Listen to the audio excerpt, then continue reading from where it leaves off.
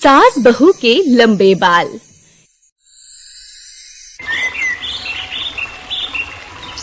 केतकी अपनी कुछ सहेलियों के साथ किटी पार्टी में गई हुई थी। तभी उसकी सहेली अरुणा उसके बालों को देखकर केतकी से कहती है, केतकी बहन, इस उम्र में भी आपके बाल काफी काले घने और इतने लंबे हैं। इतने सुंदर बाल तो आजकल किसी लड़की के भी नहीं देखने को मिलते। हाँ, ये बात तो तुम बिल्कुल ठीक कह रही हो बहन जी। वैसे मुझे लंबे बालों का बड़ा ही शौक है। वैसे केतकी बहन, उम्र के हिसाब से तुम्हारी बेटी की उम्र हो रही है। बताओ फिर, तुम अपने बेटे के लिए किस तरह की लड़की ढूंढ रही हो? अरुणा बहन, लड़की मुझे मेरी तरह चाहिए, लंबे बालों वाली। और देखना, मैं अपनी बहू तो लंबे बालों वाली ही लेकर आऊंगी। हम दोनों सास बहू मिलकर अपने लंबे बाल संवारेंगे। बहुत अच्छा लगेगा ये सब देखकर। केतकी को अपने लंबे बालों से बड़ा ही प्यार था, और आखिर हो भी क्यों ना, उसके बाल थे ही इतने लंबे और खूबसूरत। लेकिन उन बालों के लिए केतकी को क्या क्या छोड़ना पड़ता था, ये हमें इस कहानी में आगे पता चलेगा। सुबह का समय था। केतकी नहाकर निकलती है और अपने बालों में कंघी करती है। तभी केतकी के पति सौरभ आवाज देते हैं, केतकी, केतकी, अरे ओ केतकी, कहाँ गई? अभी तक चाय नहीं मिली। आज हम लोगों को चाय मिलेगी भी कि नहीं? सौरभ केतकी को आवाज दे रहे थे। उसी समय महेश भी बाहर आ जाता है और कहता है, पिताजी, मुझे भी ऑफिस जाना है। ना ही मुझे चाय मिली है और ना ही नाश्ता। मुझे तो समझ नहीं आता है कि कभी माँ हमें सही समय पर खाना देंगी कि नहीं। दोनों आपस में बातें कर रहे थे कि तभी केतकी उन लोगों के पास आती है और कहती है, अरे क्यों चिल्ला रहे हो? मैं अपने घने लंबे बालों को सुलझा रही थी, तो उसके बाद तुम दोनों को चाय नाश्ता बना कर देती हूँ। थोड़ा रुक जाओ। अब अच्छा थोड़ी ना लगेगा कि उलझे हुए बालों के साथ किचन में जाऊं और वहाँ खाने में गिर जाएं। कल को खाने में बाल आएगा तो आप लोग मुझे ही बोलोगे। माँ, तुम्हें तो अपने बालों को सुलझाने में पूरे 2 घंटे लग जाएंगे। तुम तो रहने ही दो, मैं रास्ते में ही कुछ नाश्ता कर लूंगा और टिफिन भी ले लूंगा वहीं से। ऐसा कहकर महेश चला जाता है और सौरभ भी गुस्सा होकर वहाँ से अपने कमरे में चला जाता है। ऐसे ही केतकी अपने लंबे और खूबसूरत बालों को संवारने के कारण घर का हर काम देरी से करती थी। समय बीत रहा था। एक दिन जब महेश घर पर आया तो केतकी उसे एक फोटो दिखाते हुए बोलती है, महेश बेटा, जरा इस लड़की को तो देख, कितनी सुंदर है ये, और इसके बालों को देख, बिल्कुल मेरे बालों की तरह खूबसूरत है। हाँ माँ, लड़की तो बहुत सुंदर है और उसके बाल भी बहुत सुंदर है, पर ये फोटो तुम मुझे क्यों दिखा रही हो? वो इसीलिए महेश बेटा, क्योंकि मैंने ये लड़की तेरे लिए पसंद की है। इसका नाम बिंदिया है और कल हम इसके घर रिश्ता लेकर चलेंगे। वाह, मेरे लिए लड़की पसंद की है और मुझे ही पता नहीं है। वो इसीलिए बेटा, क्योंकि मुझे पता है कि तू मेरी बात कभी नहीं टालेगा। माँ की बात सुनकर महेश हंसने लगता है और सब लोग खाना खाकर अपने अपने कमरे में आराम करने चले जाते हैं। अब अगले दिन सभी लोग बिंदिया के घर रिश्ता लेकर जाते हैं। सभी को बिंदिया बहुत पसंद आती है। बिंदिया को भी महेश अच्छा लगता है और इस तरह बिंदिया और महेश की शादी पक्की हो जाती है। समय गुजरता है।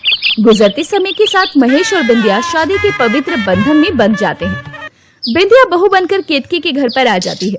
सभी मेहमानों ने बिंदिया की खूबसूरती के साथ उसके लंबे बालों की बहुत तारीफ की। इस बात से केतकी भी बहुत खुश थी।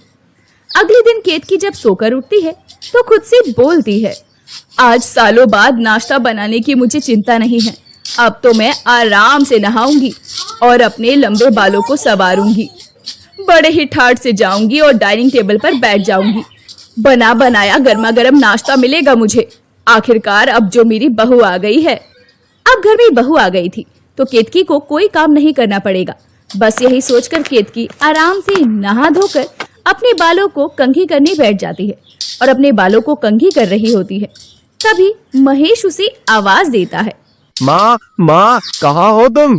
केतकी बालों को कंघी करते हुए बाहर आई तो महेश बोला, माँ, मुझे ऑफिस जाना है और अब तक मुझे नाश्ता नहीं मिला। अरे अब तो आपकी बहू भी आ चुकी है, फिर भी सुबह के टाइम नाश्ता इतना लेट बन रहा है। मुझे तो समझ नहीं आ रहा है कि कभी जिंदगी में मैं समय से नाश्ता करके ऑफिस भी जा पाऊंगा कि नहीं। अरे बेटा, ये तू क्या कह रहा है? बहू ने अभी तक नाश्ता नहीं बनाया। रुक, मैं अभी देखती हूँ। केतकी अपनी बहू के कमरे में जाती है तो देखती है कि उसकी बहू अपने लंबे बालों को संवारने में व्यस्त थी। ये देखकर केतकी गुस्सा होते हुए उससे कहती है, ये क्या है बहू, अभी तक तुमने अपने बाल नहीं संवारे। आज तुम्हारी पहली रसोई है, लेकिन पहली रसोई करने के बजाय तुम अपने बालों को ही संवार रही हो। और तुम्हारे पिताजी और महेश दोनों के नाश्ते का समय हो गया है। ओहो माँ जी, मैं क्या करूँ, मेरे बाल इतने बड़े और लंबे हैं तो इनको संवारने में ही पूरे 2 घंटे लग जाते हैं। बस थोड़ी देर और, उसके बाद मैं सबको नाश्ता दे देती हूँ। नहीं बहू, अपने बाल बाद में संवारना, पहले इन सबको नाश्ता दो। बेचारे मेरे बेटे को ऑफिस जाना है, वो पहले ही बहुत लेट हो गया है। ये कैसी बातें कर रहे हैं माँ जी आप? अपने बालों को ऐसे कैसे छोड़ दूं? आपके भी तो लंबे बाल हैं। आप तो जानती हैं कि लंबे बालों का ख्याल रखना कितना मुश्किल होता है। और तो और मैं जानती हूँ, जब मैं नहीं आई थी तो आप भी सबको लेट ही नाश्ता देती थी। अब जब आप ही ऐसी हैं तो मुझे जल्दी नाश्ता बनाने की उम्मीद कैसे कर रही हैं आप? बेचारी केतकी बहू की बातों का कोई भी जवाब नहीं दे पाती और चुपचाप किचन में चली जाती है और नाश्ता बनाने लगती है। अब तो अक्सर ही ऐसा होता, नई बहू अपने बालों को संवारने में व्यस्त रहती और केतकी को काम करना पड़ता। ऐसे ही एक दिन केतकी अपने पति से बोलती है, सुनिए जी, मैंने सोचा था नई बहू आएगी तो वो काम संभालेगी और मुझे आराम मिलेगा, लेकिन उसे तो अपने बालों को संवारने के अलावा किसी दूसरे काम के लिए समय ही नहीं मिलता। इसमें भी तो तुम्हारी ही गलती है। तुम बहू लाई भी तो अपनी तरह लंबे बालों वाली लाई हो। अब वो बेचारी अपने लंबे बालों को संवारे या घर का काम करे, और अब अपनी तरह बहू लाई हो तो झेलोगी भी तुम ही। केतकी अपने पति की बातों को सुनकर और चिढ़ जाती है, लेकिन वो करती भी तो क्या करती, बात तो सही थी। ऐसे ही समय बीत रहा था। केतकी और उसकी बहू के बीच में बालों को संवारने के लिए विवाद बढ़ते ही जा रहे थे। बहू, मैं तो तेरे इन लंबे बालों से परेशान हो चुकी हूँ और तेरे बाल नहीं हो गए जी का जंजाल हो गए। ना तो तू घर का कोई काम करती है और ना ही खाना बनाती है। तुझे लाने का फायदा ही क्या हुआ जब सारा काम मुझे ही अकेले करना पड़ रहा है। माँ जी, आपको नहीं लगता कि आप कुछ ज्यादा ही बोल रही हैं? अरे, अब जब भगवान ने इतने लंबे बाल दिए हैं और इतने लंबे बालों में ज्यादा समय लगता है तो इसमें मेरी क्या गलती है? मैं ये नहीं कहती कि आप काम करो, आप अपने शौक से काम कर रही हैं, तो फिर मैं आपको मना क्यों करूं? इस तरह बिंदिया अपनी सास को जवाब देकर वहां से चली जाती है। समय गुजरता है और एक दिन की बात है। केतकी की कुछ सहेलियां अचानक उसकी बहू से मिलने आ गई। केतकी उन सबको बैठाकर अंदर जाती है और अपनी बहू से कहती है, बिंदिया, मेरी कुछ सहेलियां तुझसे मिलने आई है। मैं जानती हूँ तो उनके लिए खाना नहीं बनाएगी, पर तुझसे एक रिक्वेस्ट है कि खाना मैं बना दूंगी, लेकिन उनके आगे तू ये बोलना कि खाना तूने बनाया है। अरे नहीं नहीं माँ जी, मैं इतनी भी बुरी नहीं हूँ। आप अपनी सहेलियों के साथ बैठिए, खाना मैं बना कर लाती हूँ। अब केतकी बाहर अपनी सहेलियों के पास जाती है और बातें करती है। बिंदिया सारा खाना अकेली बनाकर लगा देती है। सभी लोग खाना खाते हैं और बिंदिया की बहुत तारीफ करते हैं और लौट जाते हैं। केतकी ये सब देखकर भावुक हो जाती है और कहती है, बहू, आज तूने मेरे मेहमानों के आगे मेरा मान सम्मान रख लिया। अपने बालों को छोड़ तूने सबसे पहले खाने पर ध्यान दिया। तेरा बहुत बहुत शुक्रिया। अरे नहीं नहीं माँ जी, इस तरह शुक्रिया अदा करके मुझे नीचा मत दिखाइए। आप मेरी माँ समान हैं और अपनी माँ के लिए करना तो सब बच्चों का फर्ज होता है। तेरी जैसी बहू पाकर मैं तो धन्य हो गई। पर बहू, अब मुझे ऐसा लगता है कि हम दोनों के बाल जरूरत से ज्यादा लंबे हैं, जिनकी वजह से हमारे काम भी समय पर नहीं हो पाते।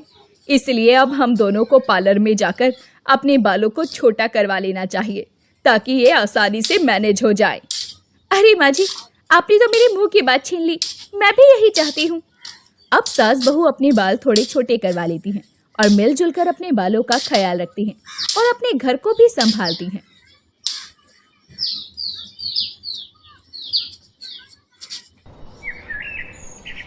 नीमपुर गांव में रहने वाली कौशल्या अपने पड़ोस में रहने वाली विमला की बहू सुमन की गोद भराई की रस्म में जाती है और काले मोतियों से बना धागा उसे उपहार के रूप में देते हुए कहती है, जब तेरा बच्चा होगा ना बहू, तब तुम उसे पहनाना। सुना है बच्चे को ये काला धागा पहनाने से उसे किसी की नजर नहीं लगती।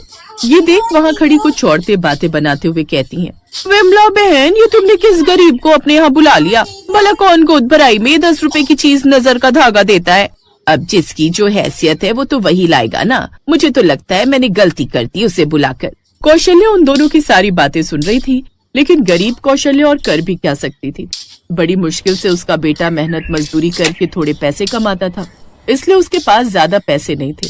वो बेचारी चुपचाप शर्मिंदा होकर वहाँ खड़ी थी। तभी वहाँ खड़ी एक लड़की प्राची ये सब बातें सुन रही थी। विमला आंटी, सुमन तो आपकी बहू है ना, फिर आपने उसे ऐसा क्या गिफ्ट दे दिया गोद भराई में? और तो और ये सब गोद भराई का इंतजाम तक उसके मायके वालों ने किया है। और माला आंटी, आप भी तो एक झुंझुना लाई हैं। और वैसे भी तोहफा देने वालों से ज्यादा तो उसको देने वाले की भावना देखी जाती है। ये कहकर प्राची बाहर की ओर चली जाती है।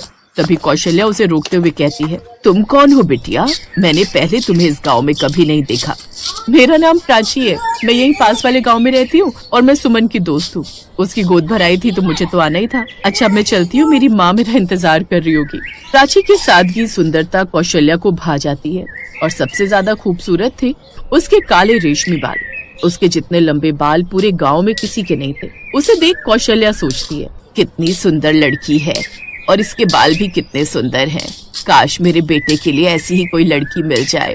कौशल्या के बेटे की अब शादी की उम्र हो गई थी, इसलिए वो पंडित से उसके लिए कोई लड़की ढूंढने की बात करती है। कुछ दिन बाद पंडित एक लड़की का रिश्ता लेकर आते हैं। उस लड़की की तस्वीर देखकर तो कौशल्या खुश हो जाती है और झट से उस रिश्ते के लिए हाँ कर देती है, क्योंकि वो लड़की और कोई नहीं बल्कि प्राची ही होती है। प्राची भी गरीब परिवार से ही थी। कौशल्या उसके घर वालों से मिलकर उनकी शादी तय कर देती है।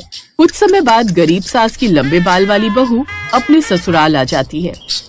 कितनी सुंदर लग रही है तू बहू, कहीं तुझे मेरी ही नजर ना लग जाए। आजा अंदर आजा। बहू, हमारे यहाँ एक यही कमरा है, इसलिए तुम दोनों अंदर सो जाया करो और आज से मैं आंगन में ही खाट डालकर सो जाया करूंगी। लेकिन माँ जी, आप बाहर सोएंगी? हाँ बहू, मैं यही बाहर आंगन में ही तो सोऊंगी, और वैसे भी मुझे कुछ भी चाहिए होगा तो मैं तुम्हें बता दूंगी। अब से कौशल्या आंगन में सो जाती है और प्राची और राजीव दोनों अंदर कमरे में सोते हैं। रात को प्राची पानी पीने के लिए रसोई में जाती है, फिर रसोई की खिड़की से अपनी सास को सोता हुआ देखती है कि तभी उसकी नजर उस पेड़ पर जाती है जिसके नीचे उसकी सास सो रही थी। उस पेड़ की एक टहनी टूटकर कौशल्या पर गिरने वाली है। हे भगवान, ये डाली तो काफी बड़ी है, अगर माँ जी के ऊपर गिर गई तो कहीं उन्हें चोट ना जाए। नहीं नहीं, मुझे ही कुछ करना होगा। इससे पहले कि वो डाल कौशल्या पर गिरती, उसकी चोटी काफी लंबी हो जाती है और किसी सांप की तरह जाकर उस पेड़ की टहनी से लिपट जाती है और उसे अपने लंबे बालों से दूर कर देती है। फिर वापस से उसके लंबे बाल नॉर्मल हो जाते हैं। दरअसल उसके ये लंबे बाल कोई साधारण बाल नहीं थे, बल्कि जादुई लंबे बाल थे जो उसे अपनी माँ से मिले थे और उसकी माँ को उसकी नानी से। अगली सुबह, माँ जी, आज मेरी पहली रसोई की रस्म है, बताइए मैं क्या बनाऊं? बहू, मुझे माफ करना, लेकिन घर में बस थोड़ा सा आटा और थोड़ी सी दाल ही रखी है, तो उन्हीं में से कुछ बना ले, और कुछ खास है नहीं घर में बनाने को। अब प्राची रसोई में जाती है और सोचने लगती है, बेचारे मेरे ससुराल वाले कितने लाचार हैं, उनका भी मन करता होगा पकवान खाने को। पहली रसोई में दाल चावल बनाऊंगी तो उन्हें कैसा लगेगा, अब क्या करूं? तभी उसके बालों से आवाज आती है, प्राची, तुम चिंता क्यों करती हो, मैं हूँ ना, मैं कब काम आऊंगी? अरे हाँ, ये तो मैं भूल ही गई थी, मेरे पास तो जादुई लंबे बाल हैं। तभी उन बालों से एक सुनहरी रोशनी उठती है जिसमें से शीतल की रसोई अलग अलग पकवानों से भर जाती है। फिर कुछ देर बाद वो सब पकवान अपनी सास और पति को परोसती है। इतने पकवान देखकर वो हैरान रह जाती है। ये सब पकवान कहाँ से है? हाँ बहू, घर में तो राशन कुछ था ही नहीं जी, वो मुझे शादी में जो शगुन मिला था उसी का मैं ले आई। अब आप लोग खाइए ना। अब वो सब खाना खाते हैं। वो खाने के बाद कौशल्या की आंखें भर आती हैं। माँ जी, आपकी आंखों में आंसू? हाँ बहू, आज कितने दिनों के बाद मैंने और मेरे बेटे ने पेट भरकर इतना लजीज खाना खाया है। सच कहूँ तो तू हमारे लिए देवी से कम नहीं है। प्राची के ससुराल वाले उसे पाकर बहुत खुश थे। एक रोज प्राची काम करके काफी थक जाती है। उफ, आज तो कितना थक गई, लेकिन ये झाड़ू तो अभी भी बाकी है। आइडिया, ए मेरे लंबे बाल, दिखा दे अपना कमाल। वो आराम से बिस्तर पर लेट जाती है और उसके जादुई लंबे बाल जल्दी जल्दी झाड़ू लगाते हैं। कुछ देर बाद उसकी सास मंदिर से लौटती है तो वो हैरान थी कि इतनी जल्दी सब काम कैसे खत्म हो गया। वाह बहू, इतनी जल्दी ये घर कितना साफ कैसे हो गया? जब मैं गई थी तब तो पूरा घर बिखरा हुआ था, लेकिन अब तो ये कितना साफ हो गया। तेरे हाथों में तो सचमुच जादू है। जादू मेरे हाथों में नहीं बल्कि मेरे बालों में है। लेकिन अब धीरे धीरे कौशल्या को इस बात पर शक होने लगा, लेकिन बिना सबूत के वो कुछ नहीं कर सकती थी। ऐसे ही समय बीता। एक रोज बहू राजीव की नौकरी चली गई है। उसके मालिक ने उसे काम से निकाल दिया है। अब इस घर का गुजारा कैसे चलेगा? क्या? आप चिंता मत कीजिए माँ जी, सब ठीक हो जाएगा। कुछ देर बाद प्राची अपने कमरे में जाती है और अपने जादुई बालों से ढेर सारे पैसे की बात करती है। मैं जानती हूँ मैं तुमसे ज्यादा नहीं मांग सकती, लेकिन इस वक्त मेरे परिवार वालों को तुम्हारी बहुत जरूरत है। मुझे ढेर सारे पैसे दे दो।